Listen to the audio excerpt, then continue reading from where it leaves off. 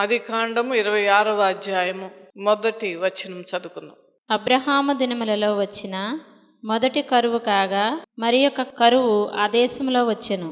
అప్పుడు ఇస్సాకు గెరారులోనున్న ఫిలిస్తీన్ల రాజైన అబీమెలెకు నద్దకు వెళ్ళెను. అబ్రహాము దినములలో వచ్చిన మొదటి కరువు కాక అంతకుముందు దేవుని వాక్యములో నేను బోధిస్తూ ఉన్నప్పుడు అబ్రహామునకు ఏ విధముగా కరువు వచ్చినదని ఒకసారి మీకు తెలియజేశాను.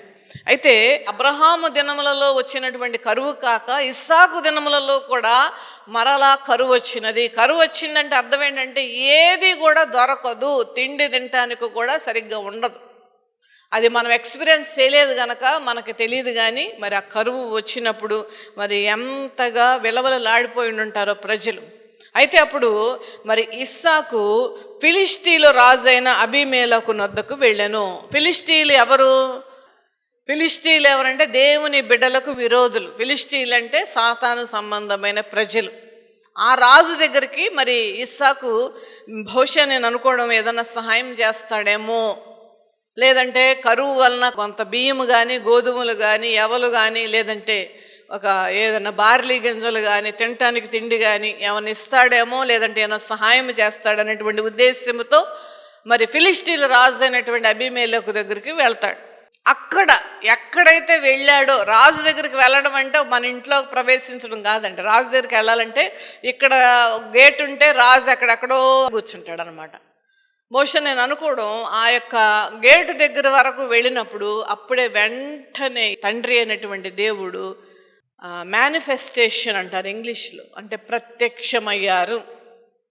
అది స్వరము ద్వారా ఎలా అయింది అనేటువంటిది మనకు తెలియదు. కానీ అది స్వరము ద్వారా అవ్వచ్చు, లేదంటే ఒక దర్శనము ద్వారా అవ్వచ్చు, మరి ఇతరుల ద్వారా అవ్వచ్చు. కానీ ఏది ఏమైనప్పటికీ కూడా తండ్రి అయినటువంటి దేవుడు అక్కడ ఇస్సాకుకు ప్రత్యక్షమై ఏమని చెప్పారండి? అక్కడ యెహోవా అతనికి ప్రత్యక్షమై నీవు ఐగుప్తులోనికి వెళ్ళక నేను నీతో చెప్పు దేశమునందు నివసించుము. నువ్వు అక్కడికి వెళ్ళొద్దు. ఐగుప్తు దేనికి సాదృశ్యముగా ఉన్నదంటే ఐగుప్తు విగ్రహారాధనకు సాదృశ్యముగా ఉన్నది.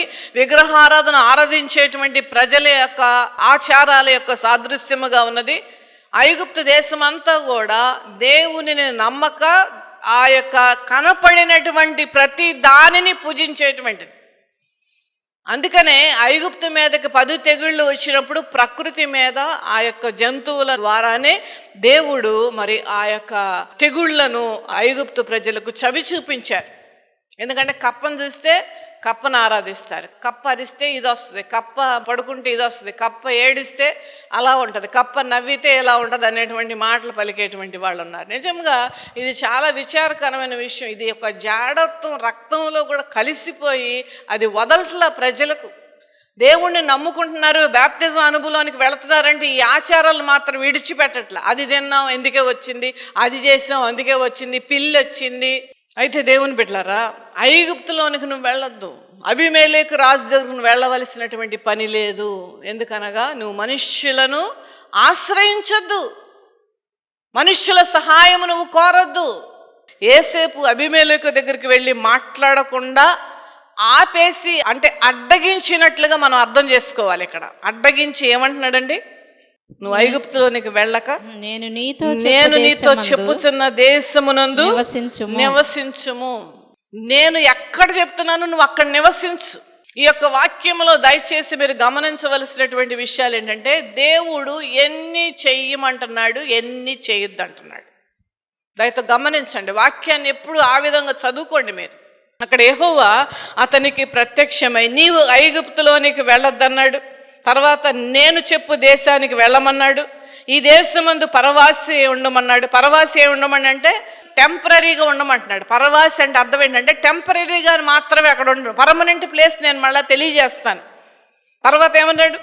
నేను నీకు తోడై ఉండి నిన్ను ఆశీర్వదించేదను. అక్కడ పైన మరి చెప్పినటువంటి రూల్స్ అండ్ రెగ్యులేషన్స్ చూడండి. దేవుని బిడ్డలారా, దేవుడు స్పష్టంగా మనకు తెలియజేస్తుంటాడండి అన్ని విషయాలు కూడా. నువ్వు అక్కడికి వెళ్ళొద్దు అంటున్నాడు, అక్కడ ఉండమంటున్నాడు. ఏ ప్రదేశానికి వెళ్ళొద్దు అన్నాడు, ఏ ప్రదేశంలో ఉండమంటున్నాడు. అక్కడ కూడా నువ్వు పర్మనెంట్గా ఉండద్దు. తర్వాత నిన్ను నేను ఆశీర్వదిస్తాను, నేను నీకు తోడై ఉంటాను, నీ సంతానమునకు ఈ దేశములు అన్నిటినీ నేను ఇస్తాను, నీ సంతానమునకు ఈ దేశములో ఉన్న సమస్తాన్ని నేను నీకు ఇస్తానన్నటువంటి గొప్ప వాగ్దానము దేవుని బిడ్డలారా ఇస్తానంటున్నాడు. తర్వాత నీ తండ్రి అయిన అబ్రహాముతో నేను చేసిన ప్రమాణము నెరవేర్చి ఆకాశ నక్షత్రముల వలె నీ సంతానమును విస్తరింపచేసి ఈ దేశములన్నీయు నీ సంతానమునకు ఇచ్చేదను. నీ సంతానము వలన సమస్త భూలోకములోని సమస్త జనులు ఆశీర్వదింపబడుదురు. చూడండి, నేను లోతుగా అర్థం చేసుకుంటే ఎంత ఆశీర్వాదం ఇక్కడ కనపడుతూ ఉన్నది దేవుని బిడ్డలారా. అబ్రహామును దీవించిన విధానముగా నిన్ను కూడా నేను దీవిస్తాను. అబ్రహాముకి ఏ విధముగా బిడ్డలు లేరో ఇస్సాకుకు కూడా బిడ్డలు వెంటనే కలగలేదండి. అందుకనే నీ సంతానమునకు నేను విస్తరింపచేసేదని అంటే అర్థం ఏంటి? నీ సంతానం నేను ఇస్తాను. దేవుడు అబ్రహాం ఎడలు గాని, ఇస్సాకు ఎడలు గాని, యాకోబు ఎడలు గాని, మోషే గాని, దావీదు గాని ఎవరినైనా వాళ్ళ జీవితాలలో ఎన్నో అద్భుతాలు వారికి ఎందుకు చేశాడంటే దేవుని మాటకు లోబడ్డారు. దేవుడు ఏది చెప్పాడో అది చేశారు. దేవుడు ఏం చేయొద్దన్నాడు అది చేయలేదు. ఎన్ని ఆశీర్వాదాలు ఇస్తున్నాడు చూడండి. అబ్రహాముకు నేను చేసిన ప్రమాణము నీ దగ్గర కూడా నేను నెరవేరుస్తాను. హల్లెలూయా. అబ్రహాము, ఇస్సాకు, యాకోబుల కథ అంతం అయిపోయింది అనుకోబాకండి. అది మనందరికి, ఎందుకంటే మనందరం కూడా అబ్రహాము యొక్క సంతానం. నీ సంతానం వల్ల సమస్త భూలోకములోని సమస్త జనులు ఆశీర్వదింపబడతారు. ఎలాగనగా అబ్రహాము నా మాట విని నేను విధించిన దాని నా ఆజ్ఞలను, నా కట్టడములను, నా నియమములను గైకొనెను. హల్లెలూయా. ఎలాగనగానే ఎందుకన్నాడు దేవుడు? మామూలుగానే ఇచ్చుగా. ఇక్కడ అంతకుముందు ఏం చెప్తున్నాడు దేవుడు? అబ్రహాముని ఏ విధముగా నేను ఆశీర్వదించానని చెప్తూ ఉన్నాడు. చెబుతూ నిన్ను నేను కూడా నేను ఆశీర్వదిస్తానని చెప్తున్నాడు. ఎలా అనగా అంటే ఏంటంటే ఇక్కడ ఎందుకు నేను అబ్రహామును ఆశీర్వదించాను? అబ్రహాము నా మాట విన్నాడు, నా ఆజ్ఞలను గైకొన్నాడు, నేను ఏది చేయమన్నానో అది చేశాడు గనక అబ్రహాము నేను ఆశీర్వదించాను. కనుక ఎలా అనగా అంటే కనుక, అందువలన, దాని నిమిత్తము అదనమాట. ఎలా అనగా అలాగే ఎలాగో అబ్రహాము నేను ఆశీర్వదించానో అలాగే నిన్ను కూడా నేను ఆశీర్వదిస్తాను. హల్లెలూయా. ఈ యొక్క మాటలు, ఈ యొక్క ఆజ్ఞలన్నీ కూడా ఇస్సాకు అవలంబించాడు. ఇస్సాకు దేవుని మాటను చిరసా వహిస్తూ ప్రతిదీ కూడా దేవుడు చెప్పింది చేశాడు. అబీమెలెకు దగ్గరికి మళ్ళీ వెళ్ళలేదు. బహుశా నేను అనుకోవడం ఆ దారిలోనే వెనక్కి తిరిగి వెనక్కి వచ్చేసాడు. అబీమెలెకు దగ్గరికి వెళ్ళను అని అంటే ఆ ప్రదేశానికి వెళ్ళాడు. కానీ ఎప్పుడైతే దేవుడు తెలియజేశాడో ఇస్సాకుకు వెళ్ళొద్దని, వెంటనే ఇస్సాకు తిరిగి వెనక్కి వచ్చేసాడు అనమాట. అంటే దేవుని యొక్క మాటకు లోబడి దేవుడిచ్చినటువంటి వాగ్దానాలన్నీ నా జీవితంలో నెరవేరుస్తాడని విశ్వాసము, నమ్మకము వెనక్కి తిరిగి వచ్చాడు. అయితే ఇక్కడ ఏం జరిగింది? తర్వాత 12వ వచనములో ఇస్సాకు ఆ దేశమందున్నవాడై విత్తనము వేసి ఆ సంవత్సరము 100 ఫలము పొందెను. విత్తనము వేసి ఆ సంవత్సరము 100 ఫలము పొందెను. యెహోవా అతనిని ఆశీర్వదించెను గనుక ఆ మనుష్యుడు గొప్పవాడాయెను. హల్లెలూయా.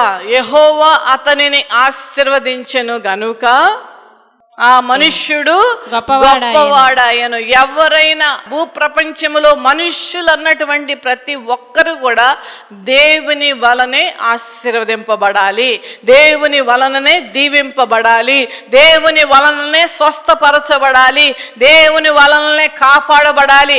అపవాది మన జీవితంలో తీసుకొస్తున్నటువంటి ప్రతి ఒడిదుడుకులు కూడా దేవుడే తీర్చాలి, దేవుడే కాపాడాలి, దేవుడే సంరక్షించాలి. ఆ కట్ల నుండి, ఆ జగటగల దొంగ ఊబిలుండి అపవాది తీసుకొచ్చి పెట్టిన ప్రతి సమస్య నుండి కూడా దేవుడే బయటకు తీసుకుని రావాలి. హల్లెలూయా. ప్రతి దానికి కూడా దేవుడే. నీవు తీసుకుంటున్నటువంటి శ్వాసలను కూడా దేవుడే ఇవ్వాలి. శ్వాస ఇవ్వడమే కాదండి, శ్వాసను వదలాలి కూడా. శ్వాస తీసుకోవడం ఎంత ఇంపార్టెన్సో దానిని వదలడం కూడా అంతే ఇంపార్టెన్స్. యెహోవా అతను ఆశ్రయించిన గనక మనుష్యుడు గొప్పవాడాయను. అతడు మిక్కిలి గొప్పవాడగ వరకు క్రమక్రమముగా అభివృద్ధి పొందుతూ వచ్చాను. అందరూ అనండి ఈ పాట. అతడు అతడు మిక్కిలి గొప్పవాడగు వరకు క్రమక్రమముగా అభివృద్ధి పొందుచు వచ్చాను. అభివృద్ధి అనేటువంటిది ఎప్పుడు కూడా క్రమక్రమముగా ఉంటది. కనుక దేవుని బిడ్డలారా, మరి చూడండి, ఆయన క్రమక్రమముగా మనను ఆశీర్వదిస్తాడు. హల్లెలూయా, హల్లెలూయా. అది మాత్రం మనకు నేర్చుకోవాలి. బైబిల్ గ్రంథములో ఉన్న మన పితరుల జీవితంలో దేవుడు చేసినటువంటి అద్భుతాలు ఏ విధముగా జరిగినాయి, మరి నా జీవితంలో కూడా ఏ విధముగా జరుగుతున్నాయి అనేటువంటిది ఎప్పుడు కూడా మనం కంపేర్ చేసుకోవాలి. అందుకనే ఎన్నో వేల సంవత్సరాల కిందట రాయబడిన విషయాలు ఇప్పటికీ కూడా మనం చర్చిస్తున్నాం. ఇప్పుడు కూడా ఆ వాక్యాలను ధ్యానిస్తూ ఉన్నాం. అతనికి గొర్రెల ఆస్తియు గొడ్ల ఆస్తియు దాసులు గొప్ప సమూహమును కలిగినందున, అతనికి గొర్రెల ఆస్తియు గొడ్ల ఆస్తియు దాసులు గొప్ప సమూహము కలిగినందున ఫిలిస్తీయులు అతని యందు అసూయపడిరి. చూసారు, అసలు పాయింట్కి వచ్చామండి. ఇక్కడ గొర్రెల ఆస్తి, ఆ గొర్రెలే కదండి, ఏముంది అనుకోబాకండి. ఆ కాలంలో గొర్రెలు పశువుల యొక్క ఆస్తి. అంతేకాదు, ఇప్పుడు దుబాయ్ దేశాలలో కొంతమందికి పెట్రోల్ బావులు ఉంటాయంట. పెట్రోల్ బావులు అవి ఎంత ఇంపార్టెన్సో ఆ కాలంలో బావులు కూడా అంత ఇంపార్టెన్స్ అండి. నీళ్లు ఆ కాలంలో ఆ యొక్క ఇస్సాకు అబ్రహాములు మరి నివసించినటువంటి ఆ ప్రదేశాల్లో నీళ్ల బావి ఉండడం అనేటువంటిది గొప్ప ఆశీర్వాదం. అయితే ఏమైంది, ఇక్కడ సాతాను వస్తుంది కదండి. అంత సాఫీగా జరుగుతున్నప్పుడు ఇక్కడ అబ్రహాము దేవుని మాటను విన్నాడు, ఇస్సాకు దేవుని మాట విన్నాడు, ఆజ్ఞలను అనుసరించాడు. ఏది చేయొద్దంటే అది చేయకుండా ఉన్నాడు, ఏది చేయమంటే అది చేశాడు. అంత బాగానే ఉంది. ఇంకేంటి అనుకోబాకండి. ఇక్కడ ఏం జరిగిందండి? 15వ వచనం. అతని తండ్రి అయిన అబ్రహాము దినములలో అతని తండ్రి దాసులు త్రవ్విన బావులన్నింటినీ ఫిలిస్తీయులు మన్ను పోసి పూడ్చివేసిరి. చూడండి, సాఫీగా సాగిపోతలేదు. ఇక్కడ అసూయ పడ్డారు. అసూయలు అనేటువంటిది ఉంటాయి మన జీవితంలో. అంత న్యాయంగా నడుచుకుంటున్నాం, వాక్యానుసారంగా ఉంటున్నాం, ప్రార్థనా జీవితం కలిగి ఉంటున్నాం, అంత బాగానే ఉన్నప్పటికీ కూడా వస్తాయి. ఇక్కడ కూడా ఇస్సాకుకు వచ్చినాయి. పైగా ఫిలిస్తీయులు బలవంతులు. ఆ సమయంలో వాళ్ళకి ఇస్సాకు జీవితం చూసి కుళ్ళు పుట్టింది. కుళ్ళుకుంటున్నప్పుడు ఏమన్నా ఎదురు కుళ్ళుకోవాలి కదా, మనం తిట్టాలి కదా వాళ్ళని. ఎంతసేపు కళ్ళు నామేదే తిట్లు బాగా తిడతాం. అలాంటి బుద్ధి, అలాంటి స్వభావాలు మనం మార్చుకోవాలి దేవుని బిడ్డలారా. అయితే కుళ్ళుబోతను వచ్చి ఏం జరిగిందండి? అతని యందు అసూయపడిరి. అతని తండ్రి అయిన అబ్రహాము దినములలో అతని తండ్రి దాసులు తవ్విన బావులన్నీ ఫిలిస్తీయులు పూడ్చివేశారు. ఇలాంటి పనులు చాలామంది చేస్తారండి, ఇప్పటికి కూడా చేస్తూ ఉంటారు. గోధుమలు సముద్రంలో పడేసేటువంటి వాళ్ళు ఉన్నారు. నేను తినను, నువ్వు తినకూడదు. నేను బాగుపడను, నువ్వు కూడా బాగుపడదు. ఇవన్నీ సాతాను బుద్ధులు అనమాట. ఈ ఫిలిస్తీయులు అనేటువంటి వారు ఎప్పుడు అంతే, సాతాను యొక్క ఆత్మను కలిగినటువంటి వారు. చెడ్డ పనులు చేయించడానికి ఆ మనుషులను ప్రేరేపిస్తూ ఉంటుంది అనమాట ఆ ఫిలిస్తీయులను. కుళ్ళిపోతను వచ్చి ఏం చేశారు? అబ్రహాం బావులన్నిటినీ పూర్తి చేశారు. ఇది చాలా చాలా ఈజీ అనుకోబాకండి, చాలా భయంకరమైనటువంటి పరిస్థితి. అప్పుడు ఇస్సాకు వెళ్ళి ఆ ఫిలిస్తీయులను బూతులు తిట్టెను అని ఉందండి, ఉందా? ఏం చేశాడు మరి ఇస్సాకు? ఏం నేర్చుకోవాలి ఇస్సాకు జీవితం ద్వారా? ఏమి చేయలే. ఖచ్చితంగా దేవుడికి ప్రార్థన చేసి ఉండుంటాడు. ఎందుకంటే ఇస్సాకు ప్రార్థన జీవితం కలిగి ఉన్నాడు. దాని విషయంలో కూడా నేను ముందు వాక్యం అది మీకు తెలియజేస్తాను. అయితే చూద్దామండి, ఇక్కడ 16వ వచనం చదవమ్మా. అబీమెలెకు, నీవు మాకంటే బహుబలము గలవాడవు గనుక మా యొద్ద నుండి వెళ్ళిపోమ్మని ఇస్సాకుతో చెప్పగా, ఇస్సాకు అక్కడ నుండి వెళ్ళి గెరారు లోయలో గుడారము వేసుకొని అక్కడ నివసించెను. చూడండి, ఒక టైములో ఇస్సాకు అబీమెలెకు దగ్గరికి సహాయం కొరకు వెళ్ళినప్పుడు దేవుడు అడ్డుకొని ఆ యొక్క ఇస్సాకుని అక్కడికి వెళ్ళొద్దని చెప్పినప్పుడు, ఇక్కడ అబీమెలెకు ఏమంటున్నాడండి? ఇస్సాకుని నువ్వు ఇక్కడి నుండి వెళ్ళిపో, నువ్వు బహుబలము గలవాడు. బహుబలం గలవాడంటే బాగా కండలు తిరిగినటువంటి వ్యక్తిగా కాదు ఇక్కడ ఉద్దేశం. నువ్వు చాలా రిచ్, నువ్వు చాలా గొర్రెలు ఉన్నాయి, నీకు చాలా ఇడ్లు ఉన్నాయి, నీకు చాలా ఆస్తి ఉన్నది, నువ్వు బహుబలము గలవాడు కనుక నువ్వు ఎక్కడి నుండి వెళ్ళిపో అని చెప్పేసి అన్నప్పుడు అక్కడి నుంచి ఇస్సాకు వచ్చేసాడు. తర్వాత ఏం జరిగిందండి? 18వ వచనం. అప్పుడు తన తండ్రి అయిన అబ్రహాము దినములలో త్రవ్విన నీళ్ల బావులు ఇస్సాకు తిరిగి త్రవ్వించెను. పోట్లాడలు వాళ్ళతో, నువ్వు నాశనం అయిపో, నీ పిల్లలు ఇట్టయిపోవాలి, నువ్వు ఇలా అయిపోవాలి, అలా ఎంత సొంత పిల్లలు కూడా తిట్టేటువంటి వాళ్ళు, శాపనార్థాలు పెట్టేటువంటి వాళ్ళు ఉన్నారు. అది చేయకూడదండి. తల్లిని పిల్లలు కానీ, పిల్లల తల్లిని కానీ, ఇంటి పక్క వాళ్ళని కానీ, బంధువులను కానీ ఎవరిని కూడా మనం తిట్టడానికి వీలు లేదు, తిట్టకూడదు అసలు. నీకు బాధ కలిగేటువంటి విషయాలు ఖచ్చితంగా ఉంటాయి, ఒప్పుకుంటున్నాను నేను. కానీ నువ్వు దేవుని వైపు చూసి దేవుడు క్షమించిన రీతిగా మనము కూడా క్షమిస్తే, ఆ పూజ చేస్తే ఏమైంది, మళ్ళా తవ్వుకున్నాడు. ఇక్కడ ఇస్సాకు ఏం చేశాడు, మళ్ళీ చదువు మా మాట. అప్పుడు తన తండ్రి అయిన అబ్రహాము దినములలో తవ్విన నీళ్ల బావులను ఇస్సాకు తిరిగి త్రవ్వించెను. మళ్ళా తవ్వుకున్నాడు. ఏలయనగా అబ్రహాము మృతి పొందిన తర్వాత ఫిలిస్తీయులు వాటిని పూడ్చివేసిరి. అతడు తన తండ్రి వాటికి పెట్టిన పేర్లను చొప్పున తిరిగి వాటికి పేర్లు పెట్టెను. మరియు ఇస్సాకు దాసులు ఆ లోయల్లో తవ్వగా జలలు గల నీళ్లు బావి దొరికెను. చూడండి, ఇప్పుడు పూజ చేసినటువంటి బావి యొక్క విలువ, ఈ జలలు గల బావి విలువ ఎక్కువ. జలలు గల అంటే అర్థం ఏంటంటే సో మెనీ సైడ్స్ నుంచి. ఇప్పుడు బావిలో నీటి ఊటలు ఇలా వస్తూ ఉంటాయండి. జలలు గల అంటే మొత్తం నీళ్లు వచ్చేటువంటి బావిలు. అంటే మామూలు ఆర్డినరీ బావికి ఏంటంటే కొంత వస్తుంది, ఒక 30 to 35%, 40% నీళ్లు ఊరతాయి నీళ్ళల్లో. ఈ జలలు గల బావి అంటే అర్థం ఏంటంటే ప్రతి చోట నుండి కూడా నీళ్లు ఊరేటువంటి బావి దేవుడిచ్చాడు. హల్లెలూయా, హల్లెలూయా. ఆ బావి పోతే పోయింది. నేను అందుకనే చాలా మందికి ఏం చెప్తానంటే, ఒకటి పోయిందని అనుకుంటే దానికంటే మించినది దేవుడు నీకు ఇవ్వబోతూ ఉన్నాడు. హల్లెలూయా. కనుక దేవుని బిడ్డలారా, మీరు పోగొట్టుకున్న దాని గురించి ఎదురుగున్న వాళ్ళని తిట్టకుండా, వాళ్ళకి శాపనార్థాలు పెట్టకుండా, వాళ్ళ మీద కక్షలు పెంచుకొని వాళ్ళతో మాట్లాడకుండా, కోడి మీద కుక్క మీద పెట్టి తిట్టకుండా, నువ్వు దేవుని వైపు చూసి ప్రార్థించి నువ్వు మళ్ళా పని చేస్తే దేవుడు అంతకంటే మించినది ఇస్తాడు. హల్లెలూయా, హల్లెలూయా. జలల గల బావి దొరికింది.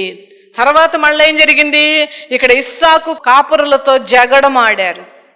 ఇక్కడ చూడండి, ఆటంకాలు ఇస్సాకుకి ఎన్ని వచ్చినాయి అంటే, పూజ చేశారండి మొట్టమొదటిది, రెండోసారి జగడమాడారు, మూడోసారి మళ్ళా జగడమాడారు, మళ్ళీ ఇంకోటి ఏం జరిగింది, కలహసించారు. కలహసించడం అంటే అర్థం ఏంటి, చాలాసేపు ఎక్కువసేపు పోట్లాడుకోండి. ఒక అరగంట గంట కాదు, ఒక కొన్ని సిరీస్ ఆఫ్ పోట్లాట్లు జరిగినాయి అన్నమాట. ఆ టైంలో కలహసించారంటే అది. ఇన్ని ఆటంకాలు ఇక్కడ ఇస్సాకు జీవితంలో వచ్చి ఉన్నాయి. ఇన్ని ఆటంకాలు వచ్చినాయి. అయినప్పటికీ కూడా దేవుని వాగ్దానం మీద ఇస్సాకు నిలబడి, నన్ను అంచెలంచెలుగా క్రమక్రమముగా ఏ విధముగా దేవుడు ఆశీర్వదించాడో అదే విధముగా నన్ను ఆశీర్వదిస్తాడనేటువంటి దేవుని వాగ్దానం మీద నిలవబడి ఆ వాగ్దానం కొరకు ఎదురు చూస్తూ ఉన్నాడు. హల్లెలూయా, హల్లెలూయా. కనుక దేవుని బిడ్డలారా, మనము ఆ విధముగా మన జీవితంలో వచ్చినప్పుడు మరి మనము ఇస్సాకు జీవితం మన ముందుంచి మనం ముందుకు వెళ్ళాలి. హల్లెలూయా. అలాగే ఇక్కడ చూడండి 24వ వచనం, నీ తండ్రి అయిన అబ్రహాము దేవుడను నేను నీకు తోడై ఉన్నాను గనక భయపడకుము, నా దాసుడైన అబ్రహామును బట్టి నిన్ను ఆశీర్వదించి నీ సంతానము విస్తరింపచేసేదను. అక్కడ అతడొక బలిపీఠము కట్టించి, అక్కడ అతడు ఒక ఇస్సాకు ఏం చేశాడండి, బలిపీఠము కట్టి యెహోవా నామమున ప్రార్థన చేసి, యెహోవా నామమున ప్రార్థన చేసెను. అక్కడ తన గుడారము వేసెను. అక్కడ గుడారము వేసెను. బలిపీఠము కట్టి అంటే అర్థం ఏంటండి, దేవునికి కృతజ్ఞతాస్తుతులు చెల్లించుట. బలిపీఠము కట్టి, ఇప్పుడు మనం బలిపీఠం కట్టాలంటే కష్టం, కానీ మన హృదయంలో బలిపీఠం కట్టుకోవచ్చు, మన ఇంట్లో బలిపీఠం కట్టుకోవచ్చు. మరి నీకు ఒక ప్రత్యేకమైనటువంటి బలిపీఠము నీ జీవితంలో ఉన్నదా? ఖచ్చితంగా అది ఉండాలి దేవుని బిడ్డలారా. ఎందుకనగా ఆ బలిపీఠము నువ్వు కట్టుకొని దానిలో నువ్వు ప్రార్థించేటువంటి ప్రార్థనా జీవితం నువ్వు కలిగి ఉంటే ఇతరులు నిన్ను చూసి దేవుడు నీ నామాన్ని మహిమపరుస్తారు. హల్లెలూయా, హల్లెలూయా. ఇక్కడ అంతకుముందు నేనేం చెప్పానండి, అతడు యెహోవా వలన ఆశీర్వాదం నొందినవాడు గనుక అతడు ఆశీర్వదించబడెను. యెహోవా వలన ఆశీర్వదింపబడతారు. మరి ఈ ఆశీర్వాదం కావాలంటే యెహోవాకు మీరు బలిపీఠం కట్టాలి. హల్లెలూయా, హల్లెలూయా. అంతేకాదండి, ఇతరులు సాక్ష్యం ఇస్తారు. నువ్వు చెప్పక్కర్ల సాక్ష్యం, ఇతరులు సాక్ష్యం ఇస్తారు. ఇదివరకు ఆమెకు ఇలా ఉండేదండి. ఇప్పుడు దేవుడు ఎంతగానో దీవించాడు ఆమెను అని ఇతరులు సాక్ష్యం ఇస్తాడు. ఇక్కడ అదే జరిగిందండి. మీకు చూపిస్తాను అదేంటో. సాక్ష్యం నెంబర్ 1, 28వ వచనం చదువమ్మా. ఇక్కడ అబీమెలెకు ఇస్సాకు యొద్దకు వచ్చి అంటున్నటువంటి మాట, వారు నిశ్చయముగా యెహోవా నీకు తోడయుండుట చూచితిమి గనుక. చూడండి, నిశ్చయముగా యెహోవా నీకు తోడున్నాడు అని ఇతరుల సాక్ష్యం చెప్తున్నారు, అన్యులు చెప్తున్నారు సాక్ష్యం. జోహన్నా ప్రార్థనా మందిరంలో బిఫోర్ లాస్ట్ ఇయర్ అనుకుంటా, మరి మీటింగ్ రోజున బందరంతా వర్షం కురిసింది. మీటింగ్ వరకు పడినటువంటి వర్షం అప్పుడు ఆగిపోయింది. ఇక్కడ కూడా ఈ మందిర ప్రతిష్ఠ అప్పుడు మీకు గుర్తుందో లేదు, మందిర ప్రతిష్ఠ రోజున ఏమైందండి, ఎంత వర్షం కురిసింది. అప్పుడు మనం అందరం ఇక్కడ ఆల్టర్ దగ్గరకు వచ్చి ఏడుస్తా ప్రార్థన చేసామా? చేస్తే ఆపేశాడా దేవుడు? హల్లెలూయా. అలాగే జోహన్నా ప్రార్థనా మందిరం దగ్గర కూడా ఒక అన్యురాలు సాక్ష్యం ఇచ్చింది. ఏంటంటే, మీ దేవుడు గొప్పవాడు, మీ మీటింగ్ పెట్టినప్పుడు దేవుడు వర్షాన్ని ఆపాడు. హల్లెలూయా, హల్లెలూయా. ఆ విధముగా సాక్ష్యాలు ఇతరులు చెప్పే విధముగా మన జీవితం ఉంటుంది. నీకు యెహోవా తోడై ఉన్నాడని ఒక ఫిలిష్తీయులు పలుకుతున్నటువంటి మాట ఇతరులు పలుకుతారు, అన్యులు పలుకుతారు, నిన్ను ద్వేషించేవాళ్ళు పలుకుతారు, నిన్ను మీద అసూయపడేవాళ్ళు ఆ సాక్ష్యాలు పలుకుతారు. 2వ సాక్ష్యం చెప్తాం, 30వ వచనమ్మా. నీవు యెహోవా ఆశీర్వాదము పొందినవాడనిరి. ముందేమన్నారండి? యెహోవా నీకు తోడై ఉన్నాడు అనేది గొప్ప సాక్ష్యం అండి. ఆయన తోడుంటే ఇంకేముందండి మనకి? సృష్టిని శాసించేటువంటి దేవుడు, సృష్టికర్త, శక్తిమంతుడైన దేవుడు తోడుండడం అంటే మామూలు విషయం కాదండి. యెహోవా నీకు తోడై ఉన్నాడని మొదటి సాక్ష్యం. 2వ మాట ఏంటంటే, నీవు యెహోవా వల్ల ఆశీర్వాదము నొందావు. ఎంత అద్భుతమైన సాక్ష్యం అండి. అబీమెలెకు ఫిలిష్తీయుల రాజు, అన్యుడు, విగ్రహాలను, కనపడిన చెట్టు పుట్టను సేవించేటువంటి వాడు పలుకుచున్నటువంటి మాట. ఇస్సాకుకు ఎందుకు ఈ ఆశీర్వాదాలు వచ్చినాయి? మొట్టమొదటి పాయింట్, దేవుడు ఏమి చేయమన్నాడో అది చేశాడు. 2వది, ఏమి చేయొద్దన్నాడో అది చేయలేదు. 3వది, ప్రార్థనా జీవితం. బలిపీఠము కట్టి ప్రార్థనా జీవితాన్ని కలిగి ఉన్నాడు దేవుని బిడ్డలారా. ఆటంకాలు వచ్చినాయండి. ఇస్సాకు కూడా ఎన్ని ఆటంకాలు వచ్చినాయో చూడండి. ఇక్కడ ఎక్కడ రాయబడలేదు, కానీ ఈ యొక్క ఆటంకాలు వస్తున్నప్పుడు ఇస్సాకు ఎంతగా బాధపడి ఉంటాడు, ఎంతగా కృషించిపోయి ఉంటాడు, ఎంతగా కృంగిపోయి ఉంటాడు. కానీ దేవుని వైపు తిరిగి ప్రార్థన చేస్తూ దేవుని సహాయముతో ముందుకు వెళ్ళాడు. హల్లెలూయా, హల్లెలూయా. ప్రార్థన జీవితం కలిగి ఉన్నాడని అంటే ఒక మాట మీకు వాక్యాన్ని మీ ముందు ఉంచాలని ఆశపడుతున్నది. అదే ఆదికాండం 24వ అధ్యాయం 63వ వచనమండి. సాయంకాలం ఇస్సాకు పొలములో ధ్యానింప బయలు వెళ్ళి. సాయంకాలం ఇస్సాకు పొలములో ధ్యానించడం అంటే అర్థం ఏంటండి? దేవునిని ఆరాధిస్తూ, దేవునితో మాట్లాడుతూ, పొలములో కూడా, పని చేసే దగ్గర కూడా, నువ్వు వంట చేసుకుంటున్నప్పుడు కూడా, నువ్వు ప్రయాణం చేస్తున్నప్పటికీ కూడా, ఏది చేస్తున్నప్పుడు కూడా నీవు దేవునితో మాట్లాడుతూ ఉండాలి. ధ్యానించడం అంటే ఇదేనండి. ఇస్సాకు యొక్క జీవితంలో గొప్ప ప్రార్థన జీవితాన్ని కలిగి ఉన్నాడు. అది అర్థం చేసుకోవాలి వాక్యాన్ని మనం. నేను ఎక్కడికి ప్రయాణం వెళ్ళినా సరే ఈ బైబిల్ కాక ఒక చిన్న బైబిల్ ఉంటుంది. అది బైబిల్ నా బ్యాగ్లో ఉంటుంది ఎప్పుడు కూడా. డాక్టర్ దగ్గరికి వెళ్ళినా, దేవుడు కృపను బట్టి ఎక్కువగా డాక్టర్ దగ్గరికి వెళ్ళను. ఒకవేళ వెళ్ళినా వెయిట్ చేస్తూ ఉండాలి కదా, అందుకనే నేను బైబిల్ తీసుకొని చదువుతూ ఉంటాను. ఎయిర్పోర్ట్స్లో కూడా కొన్నిసార్లు కనెక్టింగ్ ఫ్లైట్ కోసం ఉన్నప్పుడు అప్పుడు కూడా అంతే, బైబిల్ చదువుకుంటూ ఉంటాను ప్రయాణాల్లో ఎక్కువగా. అందుకే నాకు అసలు ఎప్పుడు వచ్చేసిందో ఢిల్లీ కూడా తెలియదు. వాక్యాన్ని ధ్యానం చేస్తూ ఉంటాను, ప్రార్థన చేస్తూ ఉంటాను, పాటలు పాడుకుంటూ ఉంటాను మనస్సులో. దేవుని బిడ్డలారా, ఈ విధమైనటువంటి జీవితం మనం అందరము కూడా కలిగి ఉండాలి, దాన్ని ఇంప్రూవ్ చేసుకుంటూ ఉండాలి. ఇస్సాకు పొలములో కూడా ధ్యానించాడు, తర్వాత బలిపీఠము కట్టాడు, ప్రార్థన చేశాడు. నీ జీవితంలో కూడా ఈ ప్రార్థన బలిపీఠము నీకున్నదా? ప్రార్థనా పరుడు కదా, దేవుని మాట విన్నాడు కదా, దేవుని యొక్క మాటను వింటూ ఏమి చేయొద్దన్నాడో అది చేయకుండా ఏమి చేయమన్నాడో అది చేశాడు కదా. అయినప్పటికీ కూడా ఆటంకాలు వచ్చినాయి కదా. వచ్చినప్పటికీ కూడా క్రమక్రమముగా వర్ధిల్లుతూ వచ్చాడు. దేవుని సమయం గురించి ఎదురు చూడండి దేవుని బిడ్డలారా. దేవుని సమయం గురించి నిరీక్షణ, విశ్వాసము మనకు ఉండాలి. ఆ ఓపికను మనం కలిగి ఉండాలి. దేవుడు మన జీవితంలో ఆ కార్యము చేసేంత వరకు కూడా. 26వ అధ్యాయం 12వ వచనం. ఇస్సాకు ఆ దేశమందున్న వాడై విత్తనము వేసి ఆ సంవత్సరమున 100 ఫలము పొందెను. విత్తనము దేనికి సాదృశ్యముగా ఉన్నది? ప్రార్థనకు సాదృశ్యముగా ఉన్నది. నీ జీవితంలో కూడా ఈ విత్తనం అనేటువంటి ప్రార్థన నీకు లేకపోతే నువ్వు ఫలాలు చూడలేవు. విత్తనం లేకుండా నువ్వు ఆశించడం న్యాయం ఉంటుందండి? విత్తనం అనేటువంటి ప్రార్థన నీ జీవితంలో లేకపోతే నువ్వు ఫలాలు చూడలేవు. ప్రార్థన అనేటువంటిది ఖచ్చితంగా ఉండాలి.